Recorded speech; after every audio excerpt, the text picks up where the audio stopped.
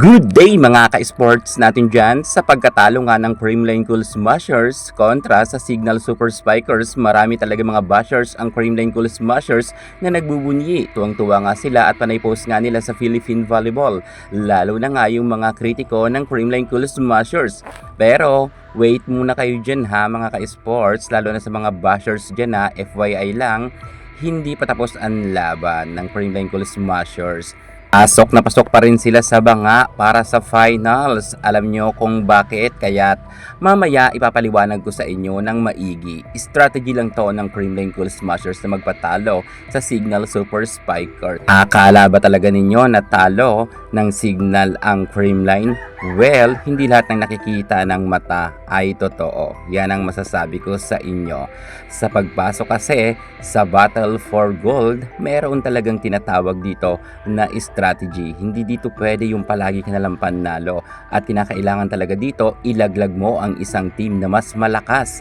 Kung baga, kinakailangan na hindi makapasok sa Battle for Gold ang malakas na team. Kaya kinakailangan magpatalo ang CCS para ang kanila makakaharap ay hindi sila masyado mahihirapan. So, marami talagang mga magre-react dyan. Pero alamin niyo ang buong detalye. Pero bago ang lahat, kung bago ka muna sa aking channel, subscribe na. Click ang ating notification bell para lagi kang updated sa mga ganitong issue sa volleyball. Susunod na!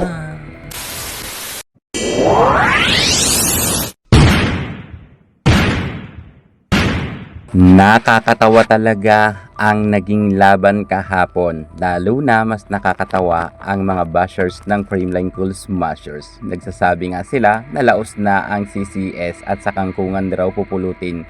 Pang bronze medal na lang daw ang CCS. At sinasabi nga ng karamihan sa mga comment section, lalo na dun sa Philippine Volleyball na page, ay talagang wala na raw pag-asa ang CCS makapasok sa finals. So, sabi lang ninyo yan mga bashers, alam nyo ba na mayroon talagang strategy ang Creamline Cool Smashers?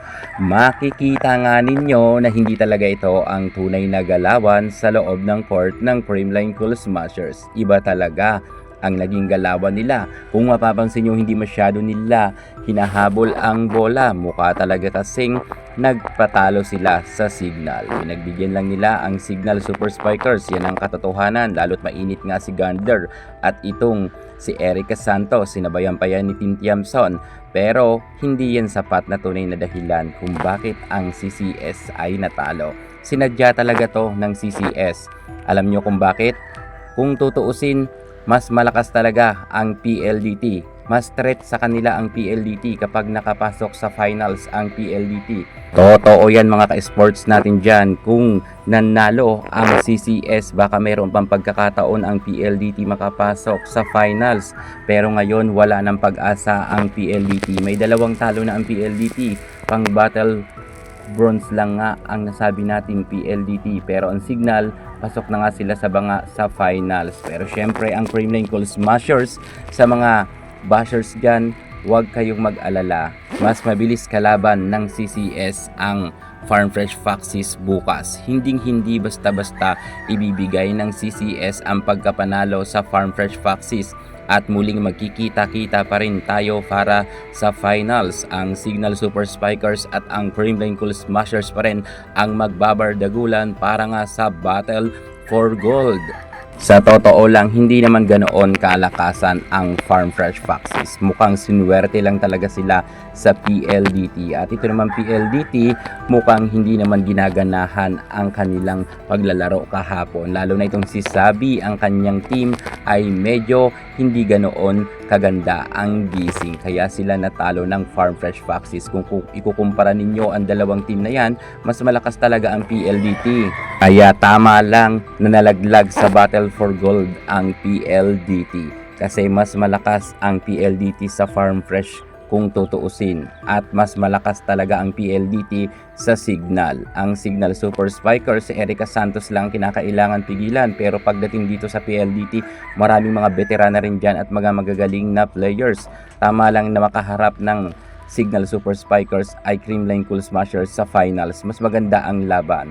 At ang Farm Fresh naman at ang PLDT, sila yung magbabardagulan sa Battle for Bronze. Ganyan na ganyan po ang mangyayari.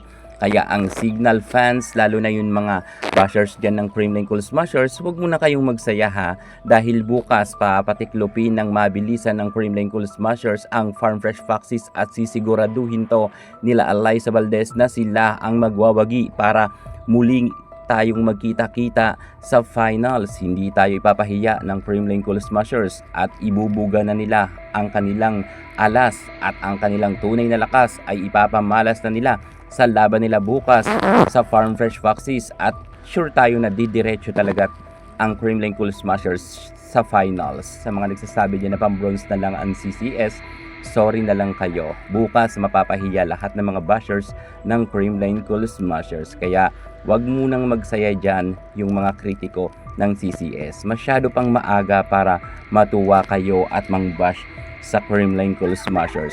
Baka mamaya nagsisiiyakan na naman dyan yung mga fans ng kabilang panig, lalo na yung Akari fans na madalas ngang tirahin ang CCS doon sa Philippine Volleyball page. Kaya kita-kita na lang tayo bukas para sa laban ng Creamline at Farm Fresh Foxes at sigurado tayo na ang CCS pa rin ang makakauwi ng gintong medalya. Thank you so much. God bless.